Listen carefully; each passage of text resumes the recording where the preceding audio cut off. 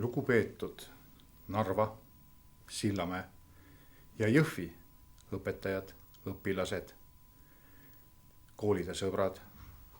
Mul on rõõm teile teatada seda, et 1. septembrist alustame me koos kõikide nende nimetatud koolihoonetes töötavate õpilaste ja õpetajatega. Suur tervitus teile kõikidele, kes tahavad õppida, arendada ennast ja ümber õppida. Ida-Virumaa Kutsehariduskeskus on nüüd üks tervik ja me püüame anda kõik selleks, et järgmisel õppeaastal meie kvaliteet ja õpilaste usaldus ja lastevanemate usaldus ja eelkõige tööandjate usaldus meie vastu tõuseks. Ilusat uut kooliaastat meile kõigile!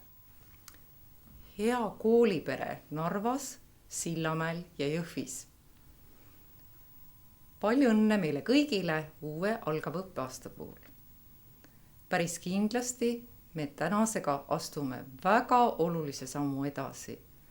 Sammu, mis aitab suurendada meie õppijate, tulevaste lõpetajate toimetulekut töömaailmas, tööandjate usaldust koolipere suhtes ja lapsevanemate kindlustunnet, et nende järeltulijad õpivad Ida-Virumaa väga heas kutseõppekeskuses.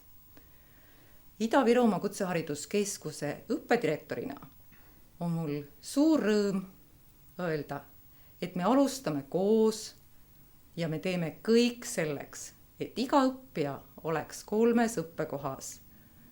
Kõige olulisem, see aga tähendab seda, et kõikidele töötajatele on loodud parimad töötamise tingimused ja kõikidele tööandjatele oleme me igapäevaselt usaldusväärseks partneriks.